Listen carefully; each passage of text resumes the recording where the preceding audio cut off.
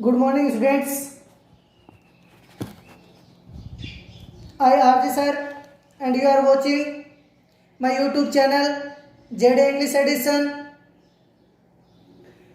और क्लास पसंद आ जाए तो लाइक शेयर एंड सब्सक्राइब जरूर कर दें। और भी लेसन्स आपको 12th 11th 10th सभी प्रकार की इंग्लिश की प्रॉब्लम्स जो है वो आपको मिल जाएगी। जो भी आप चाहते हो कमेंट करके बोल सकते हो कि सर हमें इस पर वीडियो चाहिए, तो मैं कोशिश करूँगा आप तक वो वीडियो पहुँचाने की। और अभी मैं आपको बता दूं कि अपना 12th क्लास RBSC रेनबो जो बुक है उसका फर्स्ट चैप्टर है water, composed bye CV Raman, professor CV Raman. उनका अपना लेसन चल रहा है और उसका आज थर्ड पार्ट चल रहा है। 2 पार्ट्स पहले हो चुके हैं। आज हम पढ़ेंगे पेज नंबर 3 से, जो सेकंड पैराग्राफ है वहां से अपन पढ़ेंगे। तो सभी बच्चे हैं वो ध्यान से लाइन टू लाइन चलेंगे मेरे साथ। तो मैं स्टार्ट कर रहा हूं पेज नंबर 3 से। The harnessing of our rivers, the water of which now mostly runs to west, is a great national problem which must be considered and dealt with on national lines. अपनी नदियों को कैसे काम में लिया जाए जिनका जल आजकल अधिकतर व्यर्थ चला जाता है, यह एक राष्ट्रीय समस्या है। क्या यह है कि राष्ट्रीय समस्या है कि कोई भी राष्ट्र है वो अपने जो नदियां हैं उनका जल जो है उसको सही से कैसे काम में ले, ये सोचना, ये व्यवस्था करना किसी भी राष्ट्र के लिए के समस्या बनी हुई है, जिसके विषय में क्या करना चाहिए, सोचना चाहिए और कार्यवाही करनी चाहिए। Waste area of land which at present are mere scope jungles could be turned into fertile and populous countries by courageous and well planned action। तो प्रोस्पोस का अर्थ होता है समृद्ध, कोजियस का अर्थ होता है साहसपूर्ण, लगाते जाओ इसके अंदर, फर्टाइल यानी उपजाऊ होता है। तो साहसपूर्ण सुनियोजित कार्य द्वारा भूमि का विशाल क्षेत्र यानी वेस्ट एरिया ऑफ लैंड, भूमि का विशाल क्षेत्र जो कि वर्तमान में केवल झाड़ीदार जंगल ही है। इसका भी होता है झाड़ियां और जंगल, आप जानते हो जंगल ही है, उपजाऊ एवं समृद्ध देहात में परिवर्तित किया जा सकता है। यानी क्या बनाया जा सकता है, उसको समृद्ध बनाया जा सकता है, पेड़ पौधे लगाए जा सकते हैं साहसपूर्ण यदि काम किया जाए, प्लानिड वर्क किया जाए। तो आगे देखो आप, closely connected with the conservation of water supplies is the problem of afforestation. वनारोपण होता है, जंगलीकरण जिसको हम बोल सकते हैं, कनेक्टेड है संबंधित, जुड़ा हुआ होना। कंजर्वेशन है संरक्षण बोल सकते हैं अपन। तो क्या करना है आपको, जलापूर्ति के संरक्षण से, closely connected with the conservation of water supplies. तो जलापूर्ति के संरक्षण से नजदीकी से संबंधित समस्या है वनारोपण, यानी जल का संरक्षण करें और उससे संबंधित थी, यानी जल का संरक्षण कैसे करें और वनों का रोपण कैसे करें, ये बिल्कुल क्लोजली कनेक्टेड प्रॉब्लम्स है।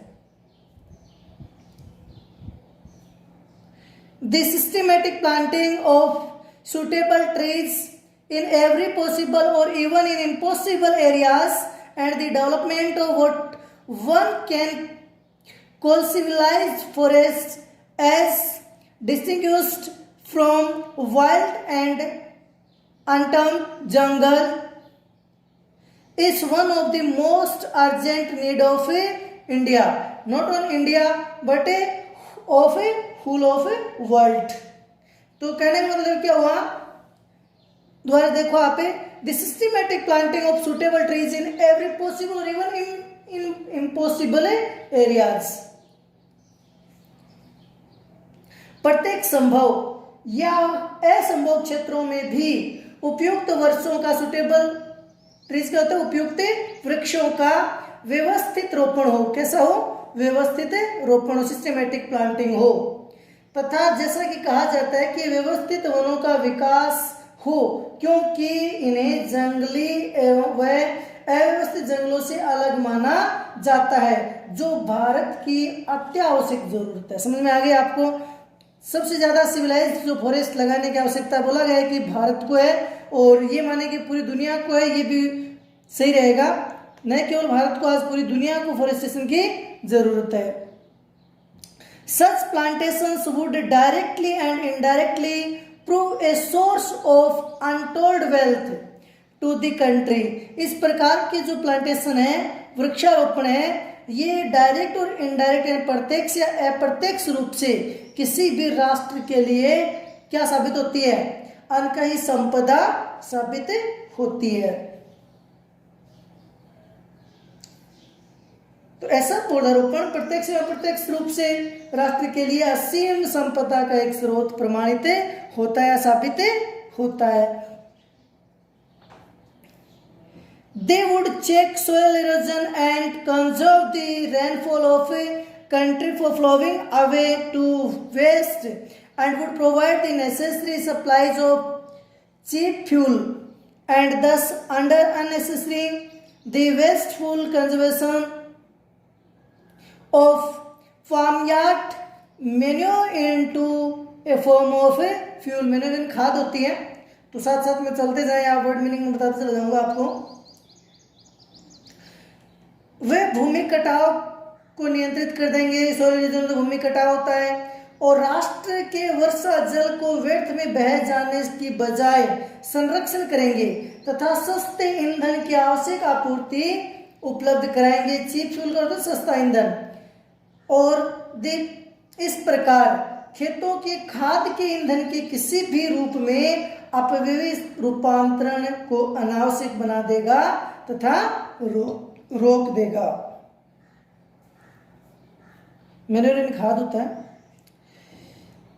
The measures necessary to control the movement of water and conserve its supply can also serve subsidiary purpose of value to the life of countryside।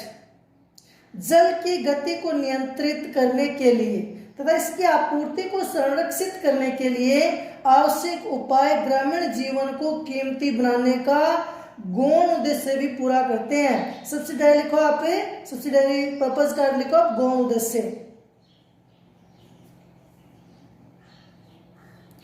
Bye far the cheapest form of internal transport in a country is by boats and barges through canals and rivers। अब तक एक क्षेत्र में आंतरिक परिवहन, internal import का अर्थ है आंतरिक परिवहन, ट्रांसपोर्ट का परिवहन का सबसे सस्ता साधन, सबसे सस्ता साधन कौन सा होता है? नहरों व नदियों में चलने वाली नावें तथा लंबी संकरी नौकाएं। बोटें, नावें, बागेज एंड संकरी नौकाएं। We hear much about programs of rail and road constructions, but for too little about the development of internal waterways in India। हम रेल तथा सड़क निर्माण के कार्यक्रमों के बारे में बहुत ज़्यादा सुनते हैं, बहुत अधिक सुनते हैं, लेकिन भारत में आंतरिक जलमार्गों के विकास के बारे में बहुत ही कम सुनाई देता है, न के बराबर हमें सुनाई देता है। ऐसी बातें हमें नहीं सुनते हैं।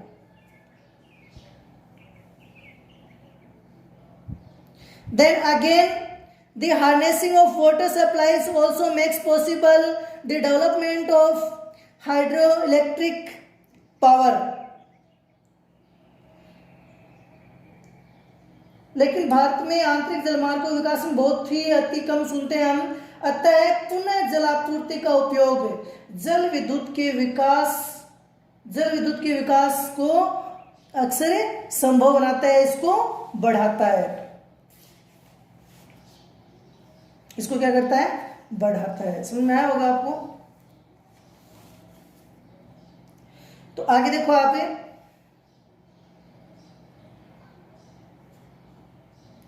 The availability of electric power would make a tremendous difference to the life of the countryside and enable the rural economy to be improved in various directions. Directions होता है दिशाएं, वेरिएशन भिन्न भिन्न यानी अलग अलग अनेक प्रकार के, ट्रेमेंडस होता है बहुत ज़्यादा बहुत बड़ा।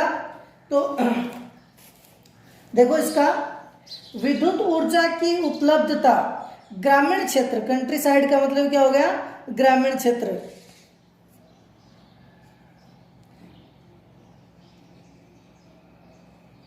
विद्युत ऊर्जा की उपलब्धता ग्रामीण क्षेत्र के जीवन में बहुत अधिक अंतर ला देगी तथा ग्रामीण अर्थव्यवस्था को विभिन्न दिशाओं में सुधारने में सक्षम बना देगी।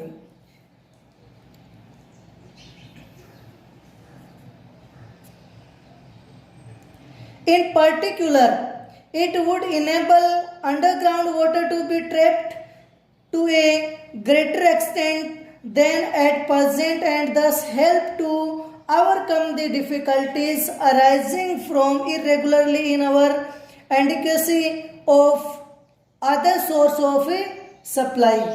ये बात सबसे अच्छी है, विशेषकर ये अंडरग्राउंड वाटर यानी भूमिगत जल को वर्तमान क्षमता से अधिक बाहर निकालने में सक्षम बनाएगा, यानी जल है वो जल का स्तर ऊपर उठेगा और इस प्रकार यह उन कठिनाइयों से हमें पार पाने में सहायता करेगा जो अनियमितता या आपूर्ति के अन्य स्रोत की अपर्याप्तता के से उत्पन्न होती है, यानी बारिश की कमी होना और बारिश का नहीं होना, उन परिस्थितियों से हमें कुछ हद तक पार पाने में हमारी सहायता करेगा, जल स्तर ऊपर हो जाएगा। Next paragraph, in one sense water is the commonest of liquids. एक अर्थ में जल सभी द्रव्यों में सबसे साधारण है, सर्वसाधारण है। इन अनदर सेंस लेकिन दूसरे शब्दों में it is the most uncommon of liquids with amazing properties which are responsible for its unique power of maintaining animals and plants life। दूसरे अर्थों में आश्चर्यजनक गुणों के साथ, कौन से गुणों के साथ है, आश्चर्यजनक गुणों के साथ, अमेजिंग प्रॉपर्टीज आश्चर्यजनक गुणों के साथ यह सभी द्रव्यों में सबसे असाधारण है, जो कि जीव वनस्पति जीवन को बनाए रखने की इसकी अनोखी क्षमता है। The investigation of the nature and properties of water is therefore of the highest scientific interest and is the far from being an unhusted field of research.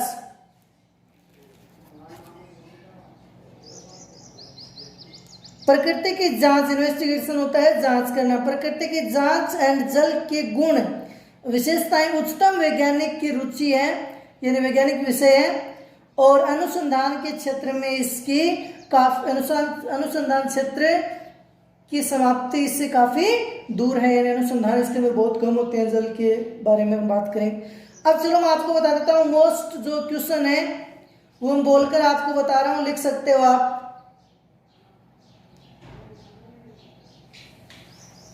अच्छे जो क्वेश्चन बोर्ड के एग्जाम से एग्जाम की दृष्टि से अपन बात करें, अच्छे क्वेश्चंस वो मैं आपको बोल करके बता रहा हूँ, आप लिख सकते हो। पहला क्वेश्चन लिखो आप, water conservation CONSERVATION, water conservation is necessary for our country। Water conservation is necessary for our country। Question mark, full stop लगा लिखो वाई, क्वेश्चन मार्क नहीं फुल स्टॉप लगाओ फिर वाई लिखो फिर क्वेश्चन मार्क लगा दो। नेक्स्ट क्वेश्चन लिखो, हाउ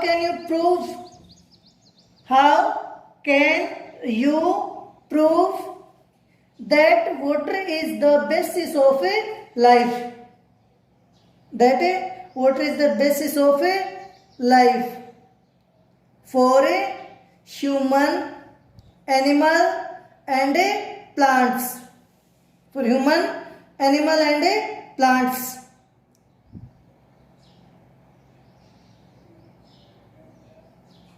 उसके बाद में आप नेक्स्ट क्वेश्चन देखो,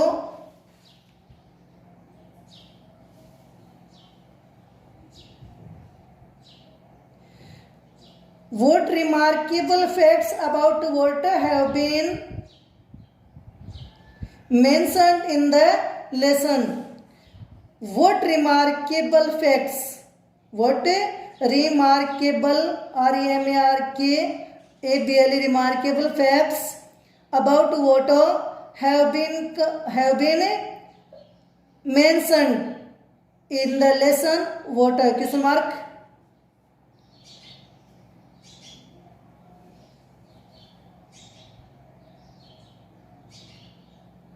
ठीक है, अगला देखो, how can we conserve and utilise of the water properly? How can we conserve and utilise the water properly? तो ये जो 4 क्वेश्चन मैंने आपको लिखा है, अच्छे से इनको लर्न कर लेना। वैसे सारे लर्न करने हैं, लेकिन ये जो क्वेश्चन है वो आपको इजी लैंग्वेज में अच्छे से याद करके रखने हैं, क्योंकि एग्जाम में यदि कोई भी क्वेश्चन आता है तो आप इनसे रिलेटेड बात भी लिखोगे तो आपका मोस्टली वो क्या हो जाएगा, सही हो जाएगा। ठीक है, थैंक यू।